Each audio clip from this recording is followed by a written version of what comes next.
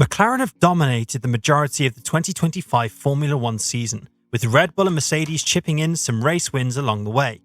We have 7 races with 3 sprints left on circuits of all drastically different characteristics, starting from Singapore through Austin, Mexico, Brazil, Las Vegas, Qatar, ending at Abu Dhabi. The 3 races since the summer break has painted a different competitive order, and depending on track demands and car characteristics, we can go over who could be the potential fastest at each Grand Prix and see really if we have a championship battle, based off of which car is fastest in which race. So here is, in no particular order, my take on the fastest and slowest cars for the last 7 races of the 2025 Formula One season. The first track we arrive to next week is the Marina Bay Street Circuit for the Singapore Grand Prix. Singapore and Monaco are mostly similar in terms of speeds and corner profiles. We have those tight 90-degree corners, with the final 2 corners being high speed combined with short straights. Downforce-wise, teams will opt for high downforce, prioritizing cornering balance and maximum grip to attack traction zones. Track temperature at Singapore will be on the warmer side, so expect teams to take in a bit more cooling as well. I believe McLaren and Red Bull with Max will be fighting for the fastest spot. The Red Bull car, since the Monza upgrades, has a good front end and has improved performance around traction corners, but the RB21 struggles with bumps and curb riding, as we saw in Monaco. The McLaren car has good mechanical grip and good low-speed performance, but inherently has a numb front axle, which could make it tricky for Oscar and Lando to get a feel for the car around Singapore's tight corners. So the Red Bull and McLaren has its own strengths and weaknesses, putting them on equal footing. The team that nails the setup and executes qualifying the best will have the advantage. Mercedes and Ferrari will be fighting for the 3rd and 4th fastest slots. Both cars have good low-speed performance, both are equal on traction. But Ferrari have struggled with tyre degradation, while Mercedes have problems with high track temperatures. If Ferrari can land the car in its working window, they should be in the mix with McLaren and Red Bull. If not, they will be struggling with the midfield cars again.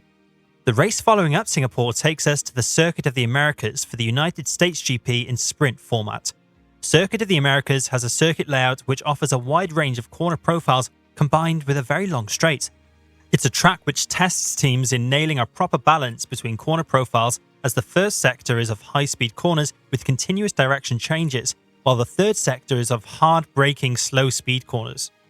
I believe Red Bull and McLaren will have 2 cars pretty much on equal performance. McLaren is a car that has enjoyed a wide working window with its superior tyre degradation, but has struggled with front-end grip, whereas the Red Bull enjoyed a very strong front end at Baku, which will give the RB21 under Max's hands the upper hand around Austin's Sector 1, while the improved low-speed performance will balance out in Sector 3. Ferrari could have the 3rd fastest car behind Red Bull and McLaren. The SF25 again has good high-speed and low-speed performance while retaining great straight-line speed. If they are able to strike a good balance, there is every possibility of them having a great chance of fighting for the podium. Mercedes will have the 4th fastest car here, simply because the W16 struggles massively around high-speed corners. I believe Williams has potential to upset the top 4 at Austin, simply because of the car's good high-speed performance, and the team has improved single lap pace by getting the tyres to the right window. We saw it in Baku, where the Williams was competitive against Ferrari and Mercedes. The next race takes us to Mexico, a unique Grand Prix due to the circuit conditions present. A medium-speed traction limited circuit with high downforce and max car cooling requirements due to the thinner air present. With those circuit demands, McLaren I believe will have the fastest car due to its strong performance around medium-speed corners combined with its unmatched cooling efficiency.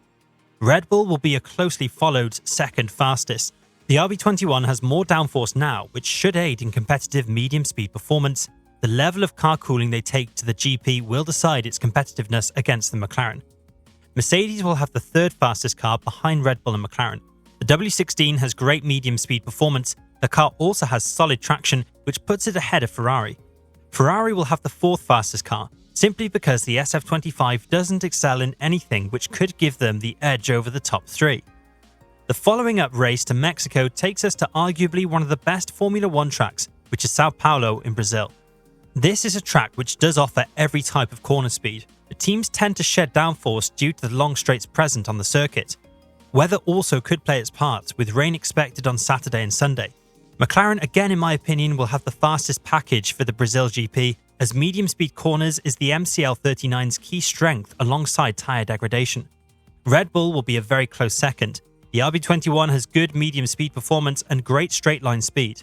Max also loves the circuit, where he has been phenomenal. Mercedes and Ferrari will be in a fight for the third fastest slot, as the W16 is great around medium speed while the Ferrari has good traction.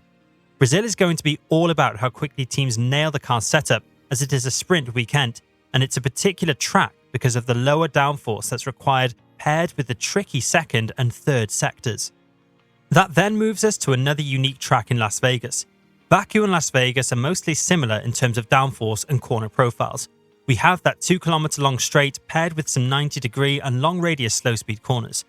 Track temperatures in Vegas will be very low, which will play a huge part in tyre temperatures and race strategy. Red Bull will have the fastest car at Vegas if we go with the performance we saw at Baku. That Red Bull is mighty in its low downforce specification and is able to put adequate temperature into its tyres while having good degradation. Out of McLaren, Mercedes and Ferrari, I believe if the team puts it all together, Ferrari will have the second fastest car at Vegas. The SF25 works well on its lower downforce setup. If they are able to work the tyres properly in those cold temperatures and have good qualifying, Ferrari will be in the mix with Red Bull for the race win. Mercedes also, I believe, will be in the fight for podiums. The Mercedes car traditionally works well on cooler circuits, and for some reason the team has gone pretty well at Vegas. They even won this race last year with a 1-2 finish. McLaren might have the fourth fastest car at Vegas, simply due to the MCL39's draggy nature, and McLaren has not performed well at Vegas despite having a strong car in previous years. We might have Williams and Racing Bulls in the mix as well, considering how well those two cars performed at Baku in those low downforce trims. Both these cars have the performance to get into Q3, and they might get in between the top teams' fight.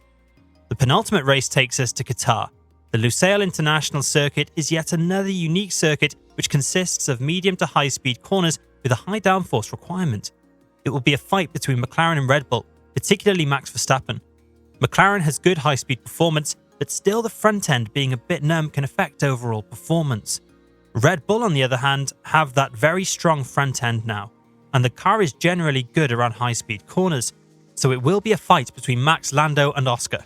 Ferrari will have the third fastest car, purely because the SF25 has better high speed performance compared to the W16, which puts Mercedes fourth fastest. Track conditions shouldn't be that hot due to the race being close to December this year. Tyre degradation is going to play a big part. Last year's race was a one-stopper, and while overtaking is possible, it's not going to be that easy to follow through the high-speed corners to actually be close enough to make an overtake into turn 1, making qualifying all the more important. Last race of the season takes us to Abu Dhabi. The Yas Marina circuit is a total mix-up of everything which does not have too much spice in it.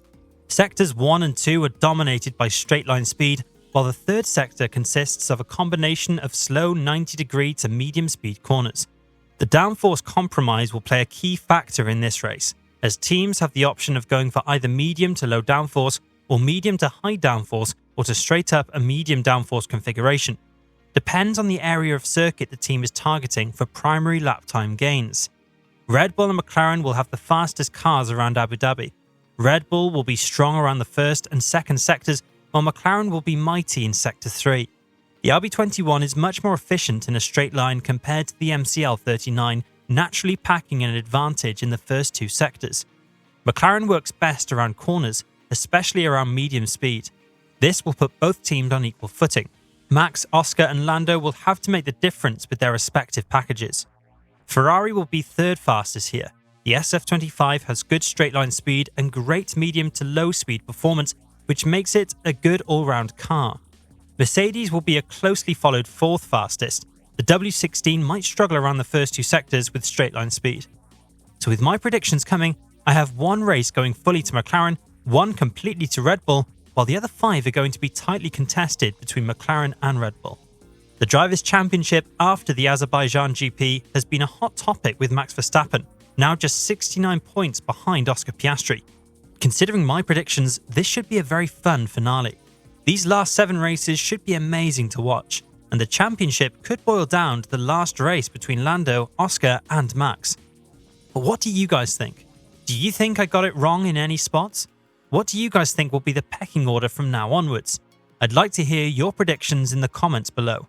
And on your way down, don't forget to subscribe to the channel to get notified of our future uploads, to keep yourselves up to date about the 2025 and 2026 Formula 1 seasons.